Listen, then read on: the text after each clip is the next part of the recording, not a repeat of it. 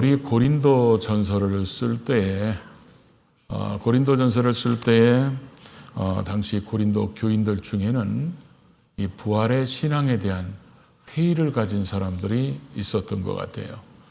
바울이 고린도전서 7장부터 쭉 보면 고린도 교인들의 그 질문, 우상의 제물이나 결혼이나 간음이나 이런 것들을 쭉 대답해 주는데 15장에 와서는 부활에 대해서 이렇게 말씀을 전하는 것을 봅니다.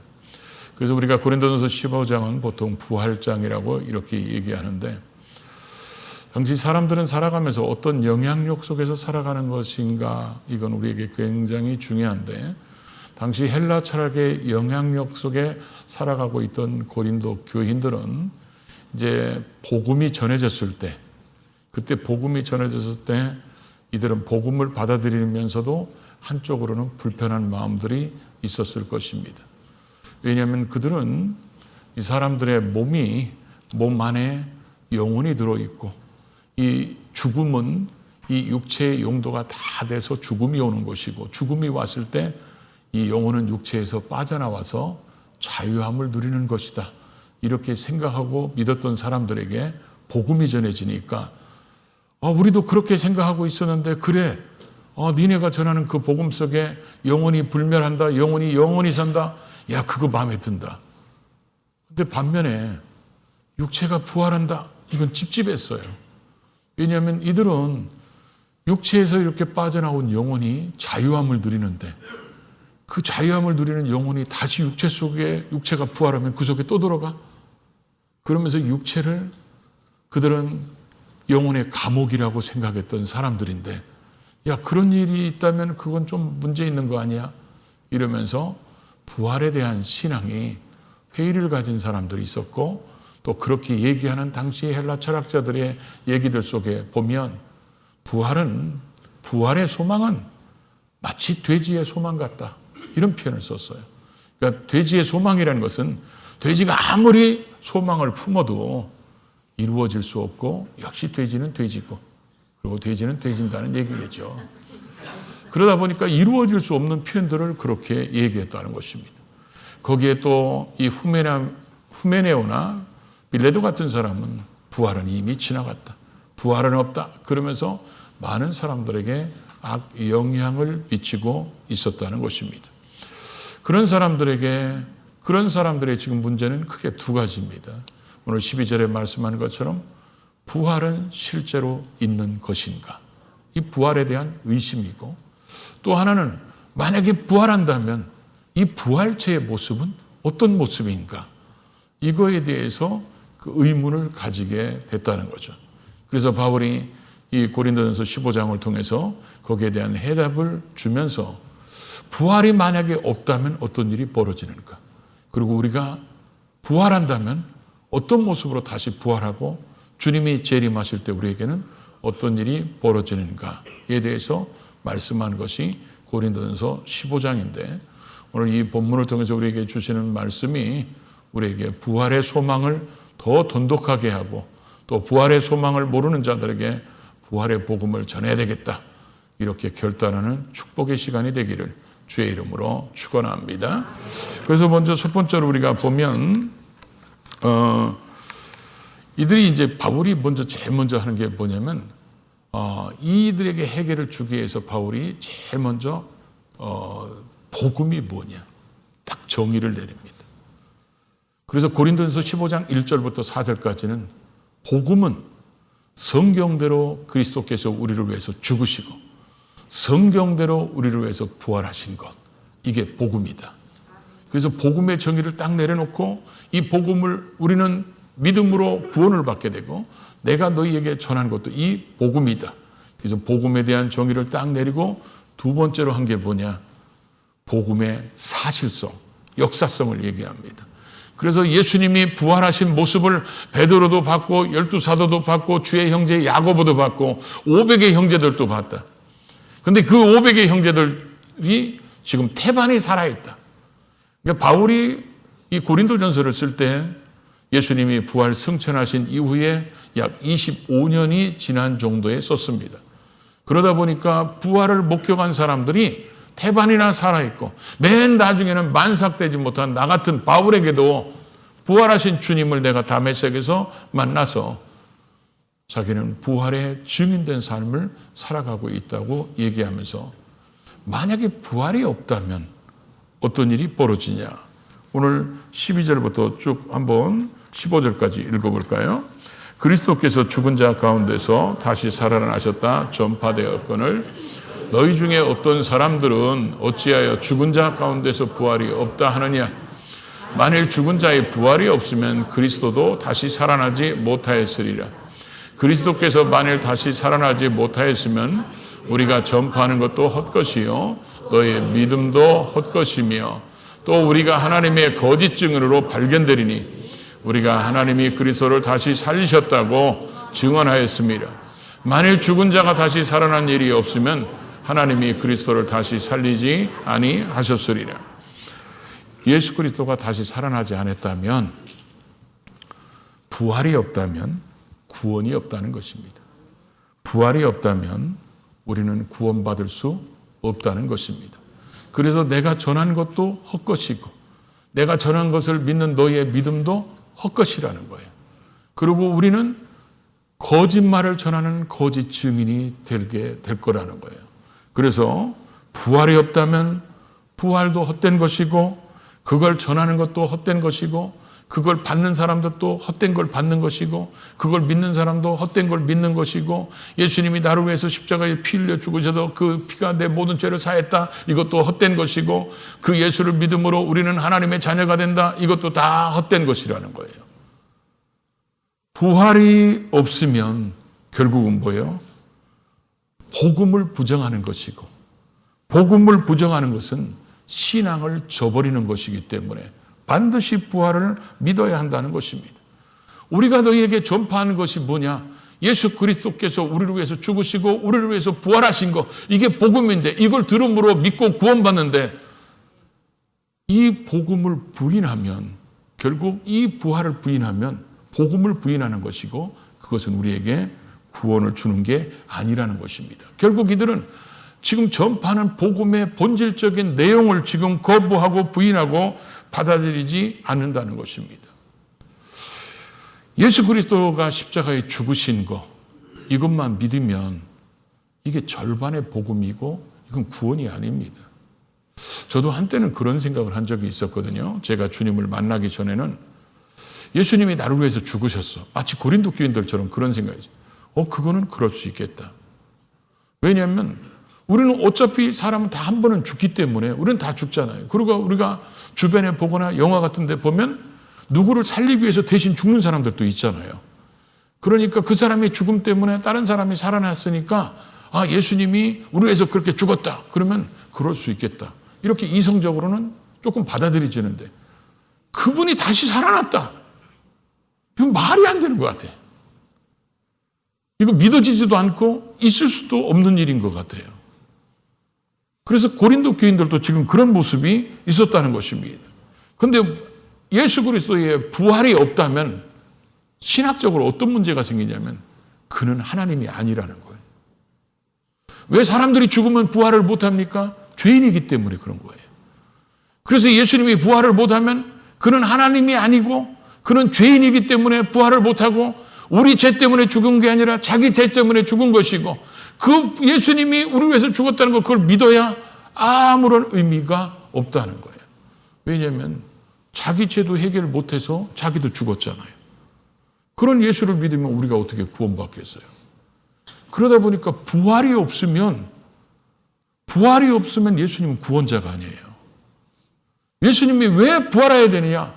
부활하셔야만이 그분이 죄가 없는 분이라는 것이 증명이 되는 것이고 부활을 하셔야만이 그분이 하늘에서 온 하나님이시라는 것이 증명되는 것이고 부활하셔야만이 그분이 십자가에 피 흘려서 죽으시고 부활하셨기 때문에 우리가 그 예수를 믿음으로 구원받는 것이고 그분을 믿을 때 하나님의 자녀가 되는 것이고 그분 때문에 우리가 다시 우리도 부활하는 자가 될 것이라는 것을 확실하게 증명하는 것은 부활밖에 없다는 거예요.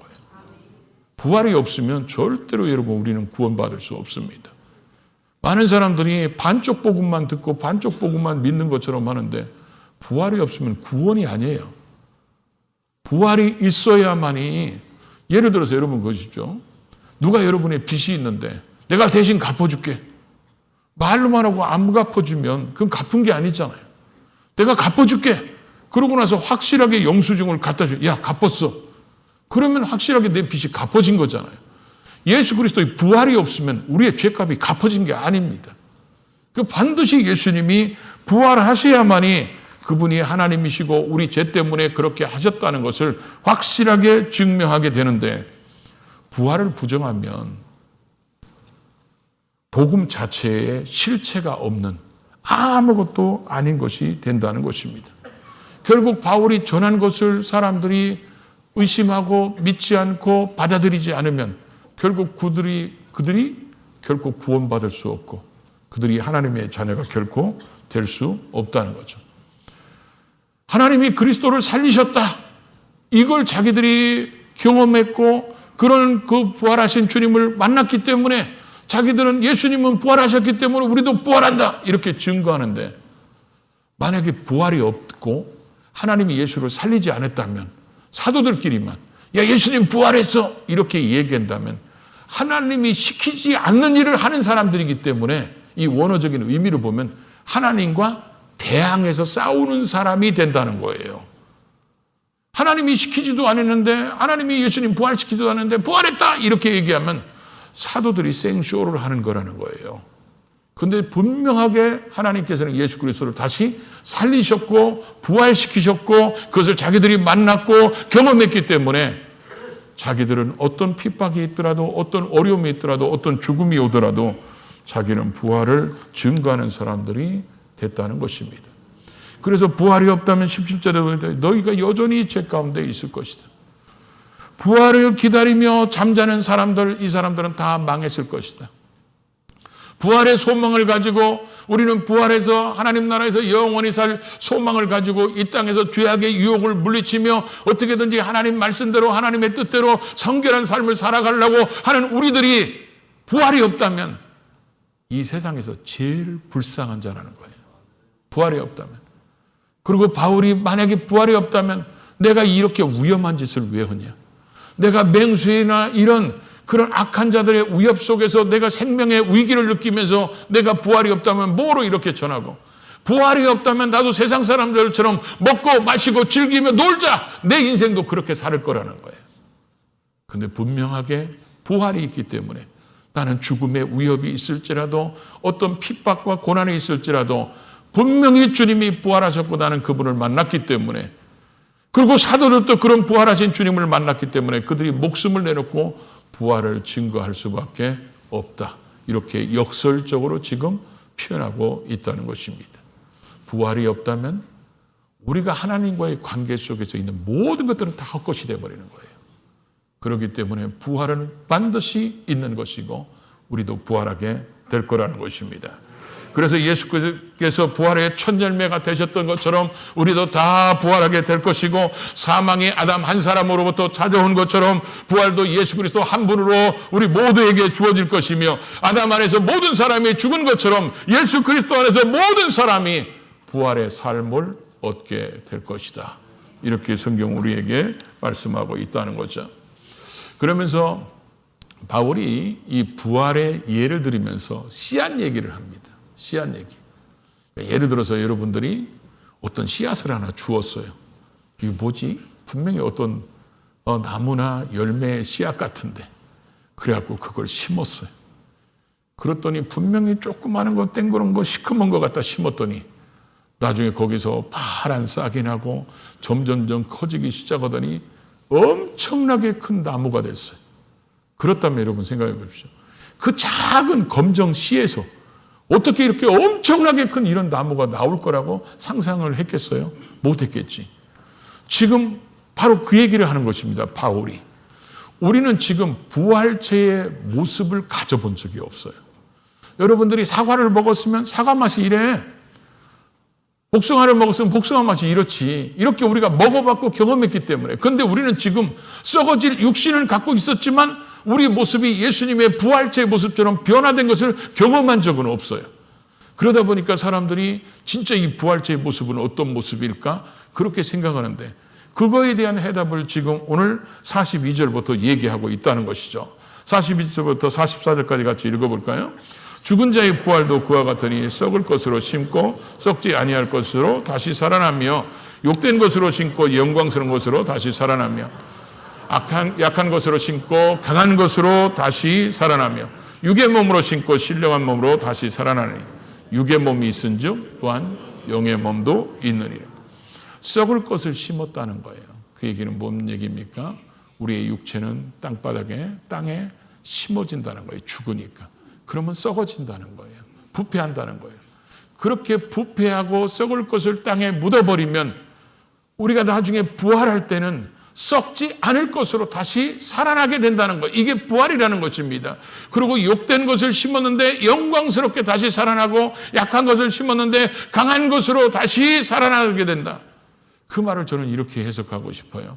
욕된 것이나 약한 것은 우리는 이 땅에 살아가면서 아담의 후손이기 때문에 사망의 지배 아래 삽니다.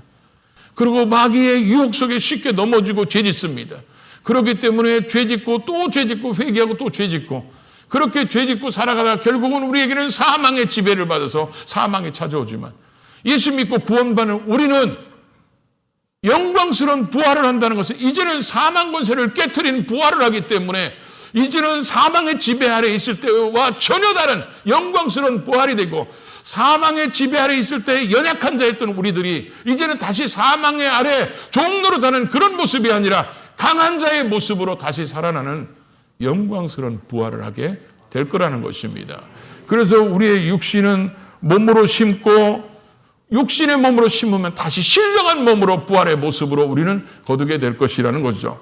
육신의 몸이 있었듯이 신령한 몸도 몸이 있을 거라는 거예요. 그러나 이런 육신의 몸이 아니라 그 몸 무슨 몸이에요? 신령한 몸. 그런 몸을 우리가 가지게 될 거라는 것을 말씀하고 있어요. 그러면서 우리가 부활이 있다면 어떤 모습으로 변화되는지 그거에 대해서 47절에 보니까 47절을 볼까요? 첫사람이 누굽니까? 아담이죠. 아담은 땅에서 났으니 흙에서 왔으니까 흙에 속한 자이거니와 그러니까 아담의 후손들도 우리도 다 뭐요? 흙으로 됐기 때문에 흙으로 돌아가게 된다는 거예요. 둘째 사람은 누굽니까? 예수님이죠. 예수님은 하늘에서 오신 분이잖아요. 성령으로 잉태하시고 그래서 둘째 사람은 하늘에서 났느니라 48절에 보니까 무릇 흙에 속한 자들은 저 흙에 속한 자와 같고 그러니까 흙에서 왔으니까 우리도 아담과 똑같고 무릇 하늘에 속한 자 예수 믿고 구원받은 자들은 하늘에 속한 자들은 저 하늘에 속한 자들과 같게 된다는 거예요. 그러고 나서 이제 49절에 보니까 뭐라고 표현합니까? 우리가 흙에 속한 자의 형상을 입은 것 같이 아담의 형상을 입었잖아요. 예수 믿고 구원받은 우리들은 하늘에 속한 이의 형상을 입게 될 것이다. 그래서 부활체의 모습으로 그렇게 바뀌게 될 것이라는 거예요. 그러면서 50절은 이렇게 표현합니다. 혈과 육은 하나님 나라를 이어받을 수 없고 썩는 것은 썩지 아니할 것을 유업으로 받지 못하느니라. 즉 살아있는 사람이든 죽은 사람이든 현재 이 육체를 가지고는 부활의 모습들이 누려야 될 하나님의 영광된 유업을 받을 수 없다는 거예요. 그러니까 우리의 혈과 육, 살과 피를 가지고 있는 사람들, 부패할 고깃덩어리에 불과한 육체를 가진 이 육체들은 하나님 나라의 영광된 영원한 그 유업을 받을 수 없기 때문에 우리가 육체가 땅에 심겨졌을 때 썩지 아니할 영광스러운 모습으로 다시 부활해야 하나님 나라를 유업으로 받을 수 있는 자들이 된다는 것입니다. 그러면서 51절부터 53절에 보면 이 51절부터 53절을 보면 꼭 어디를 읽는 거 같냐면 데살로니가전서 4장 13절에서 17절을 읽는 것 같아요. 그 기절을 요약해 놓은 것 같아요. 볼까요? 보라 내가 너희에게 비밀을 말하느니 우리가 다 잠잘 것이 아니요 마지막 나팔에 순식간에 호련히 다 변화되리니 나팔 소리가 나매 죽은 자들이 썩지 아니할 것으로 다시 살아나고 우리도 변화되리라. 이 썩을 것이 반드시 썩지 아니할 것을 입겠고 이 죽을 것이 죽지 아니함을 입으리로다. 자, 이제 주님이 재림하실 때는 두 가지 모습이 나타난다는 거예요. 하나는 먼저 죽은 자들, 잠자는 자들의 무덤이 열리면서 그들이 부활체의 모습으로 변화되게 될 것이요. 썩어서 묻혀 있는 것들이 썩지 아니할 것으로, 죽어서 묻힌 자들이 죽지 아니할 것으로 이제 부활하게 될 것이고, 살아있을 때 주님을 맞이하면 살아있는 자들은 뭐요? 변화가 일어나서 주님을 맞이하게 될 거라는 것입니다. 예수님이 십자가에 죽으시고 부활하셔서 곧장 하늘나라에 올라가셨다. 그러면 예수님의 제자들은 부활의 증인이 안 됐을 겁니다. 왜냐하면 자기들이 부활한 모습을 본 적도 없고 부활한 주님을 만난 적도 없고, 그렇다면 그들은 부활의 증인이 안 됐을 거예요. 그런데 그들이 부활하신 주님을 만났습니다. 주님이 부활하시고 40일 동안 이 땅에 계시면서 10여 차례 제자들에게나 사람들에게 나타나셨어요. 그래서 그게 앞에 기록되어 있잖아요. 부활하신 주님을 이 제자들이 몇 번 만났는데 자기들끼리 방에 무서워서 문을 닫고 숨어 있을 때, 그때 주님이 부활하신 모습이 아니고 육체를 가지고 있으면 주님 들어오려면 노크하고 들어야 돼요. 육체를 가졌기 때문에. 그런데 부활하신 주님은 문을 잠고 있는데도 시공을 초월해서 그냥 들어오십니다.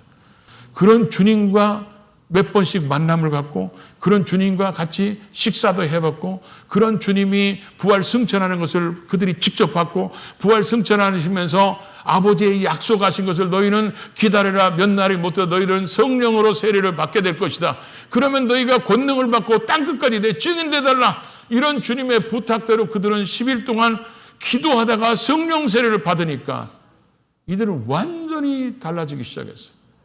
자기들이 부활을 목격했고 부활의 주님을 친히 봤고 부활의 주님이 부탁했고 그 부활의 영이신 성령이 자기 안에 오시니까 그들은 다 순교를 할지라도 부활을 증거하는 사람들이 될 수밖에 없었다는 것이죠. 우리는 부활하신 주님을 내가 직접 보지는 않았어요.